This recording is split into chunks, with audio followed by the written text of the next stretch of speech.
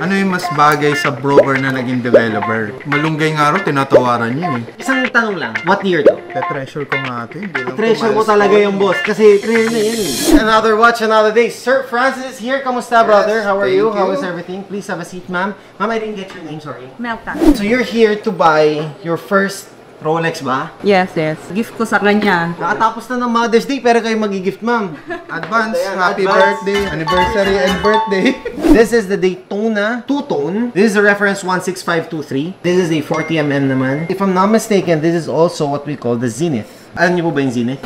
No. When they released this unit, they didn't have an in-house movement ni Rolex. So they used a caliber from El Primero ni Zenith. And then they labeled yung mga rotors nila na Rolex. The heart of this watch is actually made by Zenith. Which is, right now, it's a very collectible item. Kasi after nito, lahat in-house Rolex na yung mga movement. Ang difference lang ng Zenith movement tsaka hindi Zenith movement, when you come and look at it, yung sub-dial na seconds is nandun sa 9 o'clock. Wherein, in-house movement lang ni Rolex ng mga Daytonas is yung second hands niya is nasa 6 o'clock. So parang nag-iba lang tong dalawang to. Kaya one look pa lang, malalaman na ng mga watch collector if it's a Zenith movement or hindi.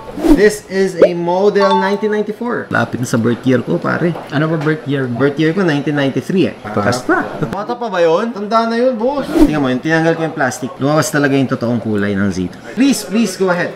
Do the honors. Mahilig ka ba sa gold, boss? Yes. Medyo masikip siya ng konti. We can adjust it pa. Ano yung mas bagay sa broker na naging developer? Ano bang business nyo, if you don't mind? Sa Facebook, ako yung kuya broker na nagbibigay ng mga real estate tips. Pero ang business talaga po namin is real estate brokerage. Nagbebenta kami ng mga townhouse sa Quezon City. Ano nakatagal? Since 2009. Pero may sarili na rin kaming townhouse development. So, are you an architect by profession or just nasa sales ka talaga? Nasa sales, meron na rin kaming sariling construction company. So, 3-in-1. Yan ang scale. And you were just a... Hindi ko masasabing just a brokerage or broker eh. Kasi lahat naman ng broker, boss, alam ko mga ano yan eh. Yamanin yan eh. Ito ba yun? Oo, boss. Pag sales ko nga yung Rolex, tas ngayon lang ako bibili ng Rolex eh. No? Pero tama yan, boss. I think it's about time that you have something on your own na ganito. First namin, nag-start kami sa real estate. Binibenta namin is Ayala Land, BGC. So there was a client na sinasabi niya, bakit ako bibili nito? Ang mahal-mahal nito. And I have to wait for 4 years. Meron namang ready for occupancy na mas mura pa. Ang sabi ko, ma'am, parang watch lang yan eh. May matibay na watch, naka-Rolex ka. So, iba yung naka-Rolex. So, binili niya yung Serendra. Na 4 years siya nag-antay. Ready? Yes. Tingin ko sakto na yan. Pag-uwi natin, sir, isang cruise deal. Pero ano yung mga houses na binibenta nyo? More on townhouses. Wala lang kayo mga condominiums. Mid-rise apartments, wala rin.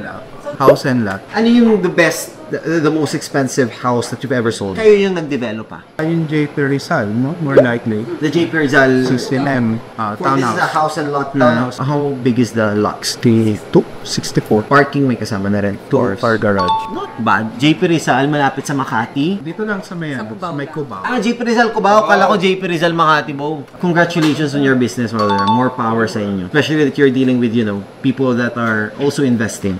How much is the last price? So, Sige. panood ko si Sir Ive, ano eh. Malunggay nga rin, tinatawaran niya eh. Minsan, tinatawaran ko pa yung malunggay dun sa amin eh. Wala eh. Bibili ako po. Wala sa kapitbahay. Kapitbahay na mangga lang meron sila eh. Complete na, no? Sana, yung Gentry card. Yes. I would do 930. 18,000. Okay na yun, boss. Treasure ko nga ito. Hindi lang I-treasure mo talaga yung boss. Kasi rare na yan eh. Zenith movement yan. So, what do you think? Bawasan mo pa, sir. Ikaw naman babawas naman. Maganda na yung presyo niya. 930. Ikaw pala magre-regalo, ma'am, no? Dapat sa'yo ko naikipag-hagel. 900 mo na, sir.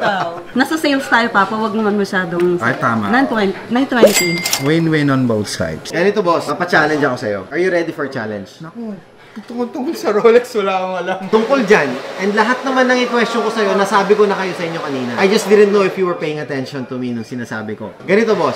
Pag tama sagot mo, 920 mo kukuha. Pag mali sagot mo, 925 mo kukunin. Masaya, Papa, kung nagpa-pay attention ka. Sige. Hindi, kasi na, ano, ako talagang... Na-overwhelm ka? Oo, talagang ako. Madali lang naman yung mga question ko, boss eh. Huwag mo muna tignan, boss, yung ano, yung tag ah. Isang tanong lang. What year to? 1994. Sinabi.